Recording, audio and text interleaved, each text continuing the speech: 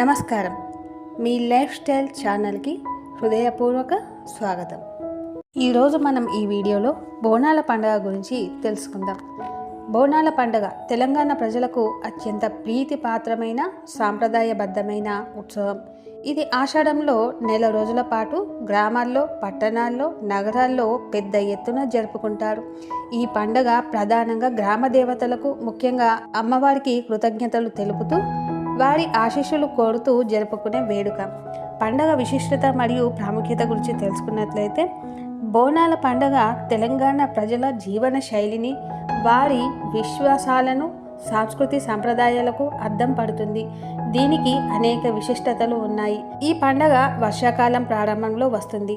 మంచి వర్షాలు కురిసి పంటలు బాగా పండాలని, పశు సంపద వృద్ధి చెందాలని, గ్రామాలకు ఎటువంటి వ్యాధులు ఆపదలు రాకుండా అమ్మవారు కాపాడాలని కోరుతూ ప్రజలు బోనాలను సమర్పిస్తారు. పూర్వం కలారా, ప్లేగు వంటి అంటువ్యాధులు ప్రబలినప్పుడు ప్రజలు అమ్మవారిని ప్రార్థించి వ్యాధులు నయమైతే బోనాలు సమర్పిస్తామని మొక్కుకునేవారు. ఆ మొక్కుబడుల ఫలితంగా వ్యాధులు తగ్గుముఖం పట్టడంతో అమ్మవారికి కృతజ్ఞతగా ఈ పండుగను జరుపుకోవడం ప్రారంభమైంది. బోనాలు కేవలం వ్యక్తిగత పూజ కాదు, ఇది గ్రామం, కాలనీ, బస్తీ ప్రజలందరూ కలిసిమెలిసి జరుపుకునే సామూహిక ఉత్సవం. బోనం అంటే భోజనం అని అర్థం. అమ్మవారికి సమర్పించే నైవేద్యాన్నే బోనం అంటారు. ఇది బియ్యం, బెల్లం, పాలు కలిపి వండిన పాయసం. ఈ బోనాన్ని కొత్త కుండలో వండి దానిపై వేప ఆకులు, పసుపు, కుంకుమ, దీపంతో అలంకరించి నెత్తిన పెట్టుకొని ఆలయానికి లేదా చెట్టు కింద ఉన్న అమ్మవారి విగ్రహం వద్దకు ఊరేగింపుగా వెళ్తారు. బోనాల పండుగలో అమ్మవారికి చెట్ల కింద పూజ చేయడం అనేది ఒక ముఖ్యమైన ప్రాచీనమైన సాంప్రదాయం.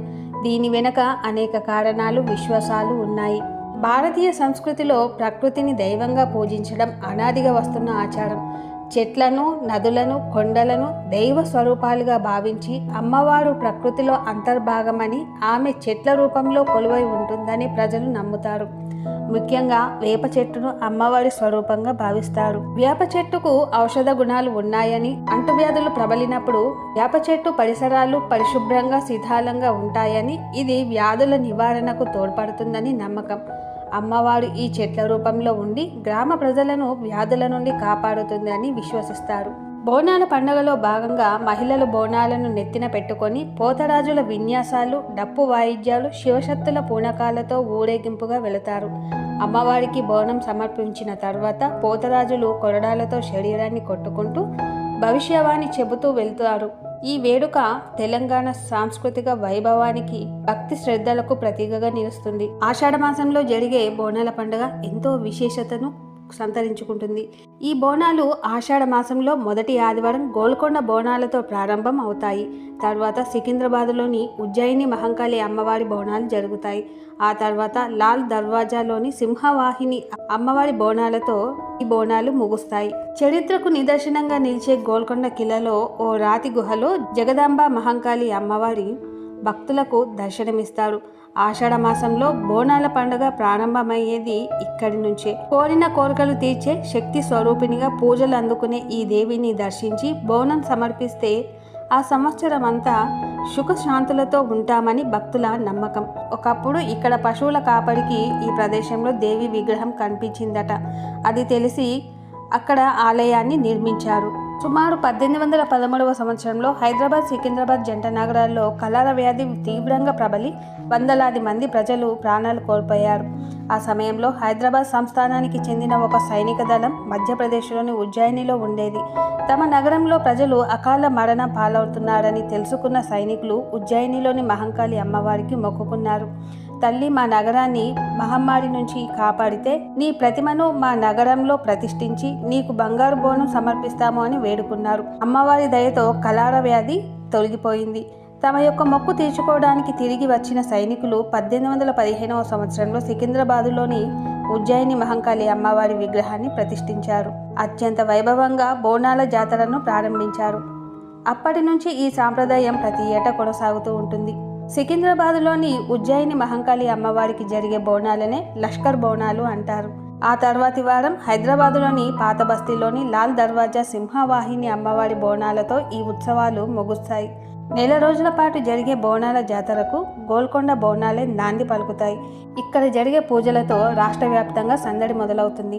తెలంగాణ ప్రభుత్వం తరపున అమ్మవారికి పట్టు వస్త్రాలు సమర్పించే సాంప్రదాయం గోల్కొండ కోట నుంచే ప్రారంభమవుతుంది. ఇది పండుగకు ప్రభుత్వం ఇచ్చే గౌరవానికి చిహ్నం.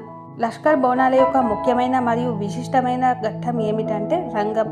పండగ జరిగిన మరుసటి రోజు ఉదయం పచ్చికుండపై నిలబడి అమ్మవారు ఆవహించిన ఒక అవివాహిత మహిళ రాష్ట్ర భవిష్యత్తు గురించి భవిష్యవాణి చెబుతుంది.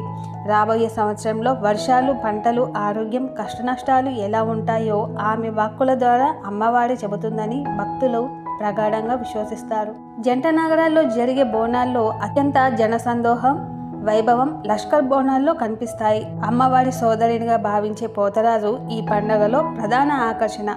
ఒంటికి పసుపు రాసుకొని కాలికి గజ్జలు కట్టి చేతిలో కొరడాతో లయబద్ధంగా నృత్యం చేస్తూ ఊరేగింపుకు ముందుగా నడుస్తాడు.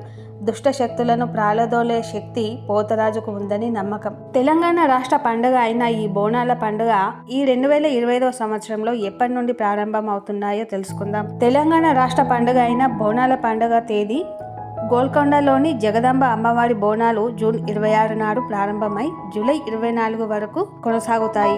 ఆ తర్వాత సికింద్రాబాద్ ఉజ్జయిని మహంకాళి అమ్మవారి బోనాలు జూలై 13 నాడు జరుగుతాయి. లాల్ దర్వాజా సింహవాహిని అమ్మవారి బోనాలు జూలై 20న జరుగుతాయి. కరువు కాటకాలు, వరదలు, అంటువ్యాధులు వంటి ప్రకృతి వైపరీత్యాలు సంభవించినప్పుడు ఆ ప్రకృతి దేవత ఆగ్రహాన్ని చల్లార్చేందుకు అంటు రోగాల బారిన పడకుండా కాపాడమంటూ ప్రకృతిని శాంతింపజేసే ఊరుమ్మడి కార్యక్రమం ఈ బోనాల పండుగ. తెలంగాణ రాష్ట్రం ఏర్పడిన తర్వాత ప్రభుత్వం బోనాల పండుగను రాష్ట్ర పండుగగా గుర్తించింది. గోల్కొండ బోనాలు చారిత్రక ప్రారంభానికి, లష్కర్ బోనాలు భక్తి మరియు భవిష్యవాణికి ప్రతీకలుగా నిలుస్తాయి. ఈ పండుగ తెలంగాణ ప్రజల అచంచలమైన విశ్వాసానికి, కృతజ్ఞత భావానికి మరియు వారి గొప్ప సాంస్కృతిక వారసత్వానికి నిలువుటద్దం.